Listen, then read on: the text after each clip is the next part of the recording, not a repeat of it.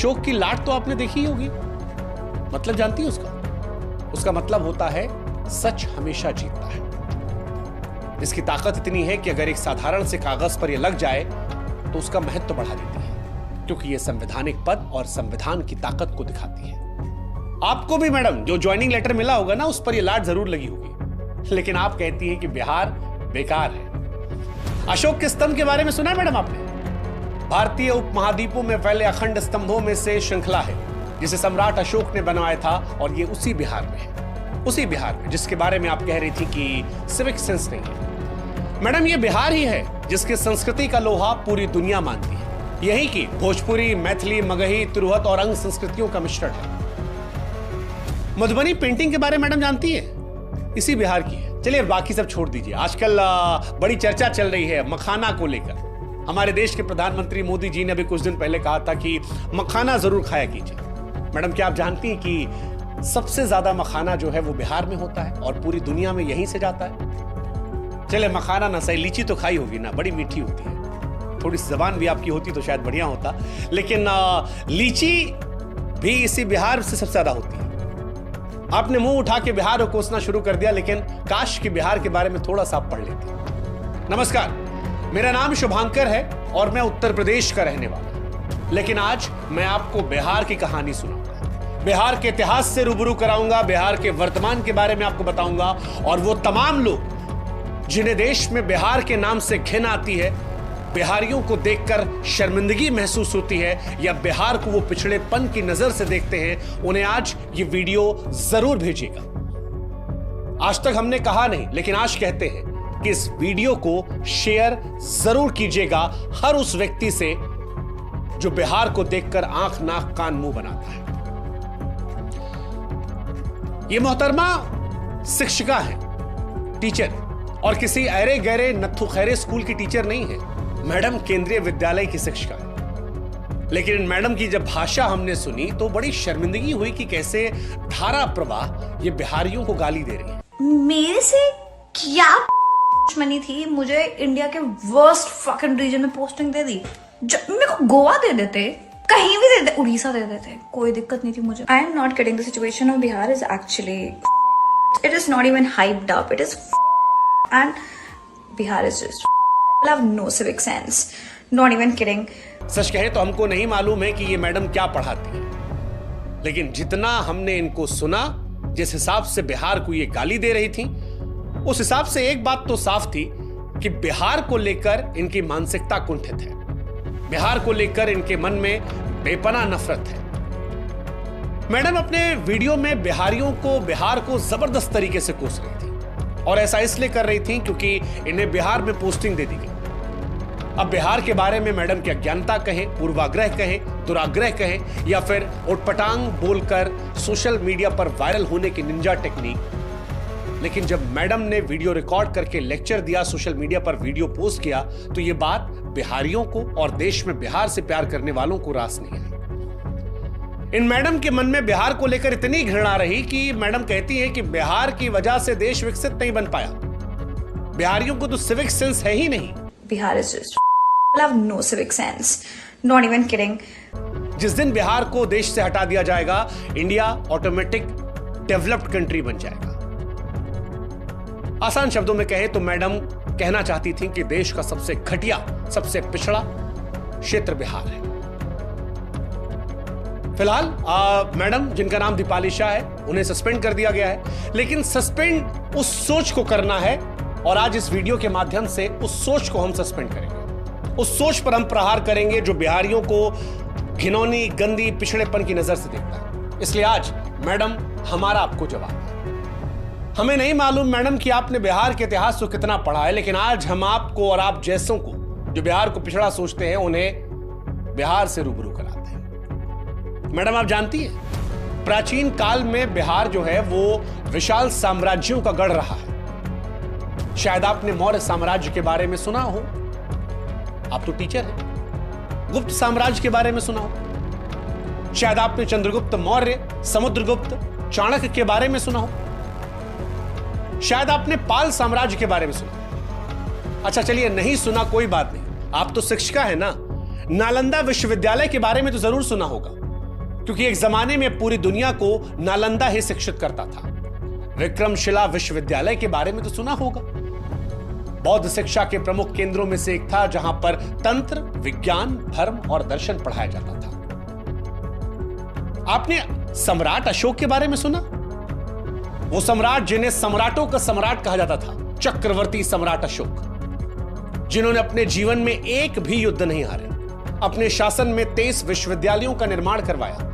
जब हथियार को त्यागा तो सत्य शांति का ऐसा पाठ पढ़ाया जिसकी मिसाल आज भी सारी दुनिया में दी जाती है। मैडम आप धार्मिक हैं? चलिए पता नहीं, लेकिन बौद्ध धर्म, जैन धर्म का उदय जो है वो भी बिहार में हुआ था।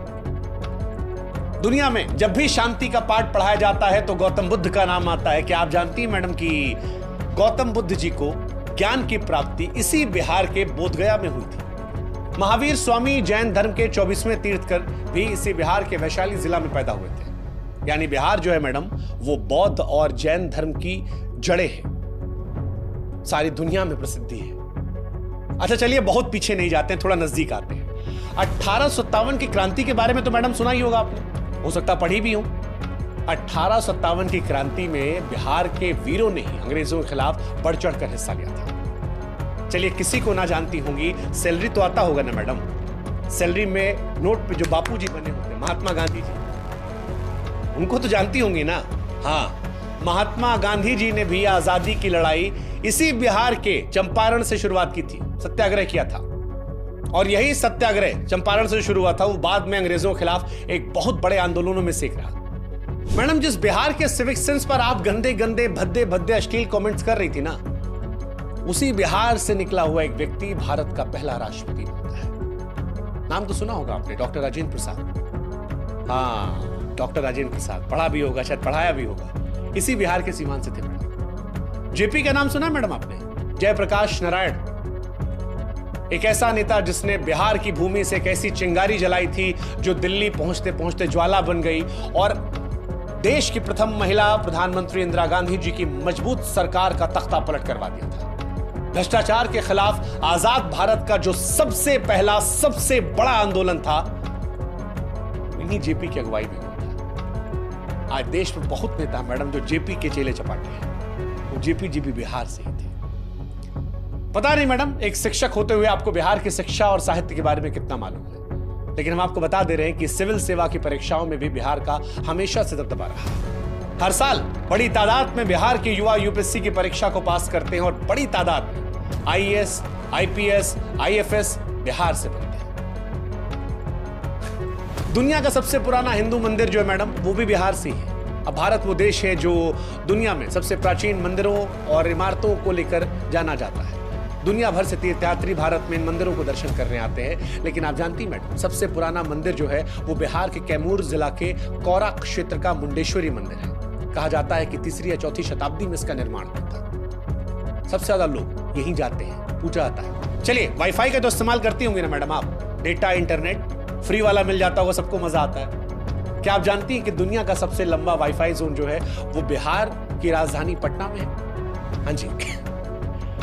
और आपको जान के हैरानी होगी मैडम कि इसका कवरेज एरिया जो है ना वो 20 किलोमीटर का है। इससे पहले जो रिकॉर्ड था वो चीन के नाम था, 3.5 किलोमीटर में वाईफाई नेटवर्क था, लेकिन उससे तकरीबन 6 गुना में बिहार से है वही इंटरनेट जिससे वीडियो आपने अपलोड किया था और कहा था जीरो सिविक सेंस बिहारियों में, पिछड़े लोग हैं, डेवलप्ड हो जाएंगे। मैम इसी बिहार में अशोक राजपथ पर कभी जाइएगा, वहां से लेकर दानापुर तक मुफ्त इंटरनेट है, कोई पैसा नहीं लगेगा उससे।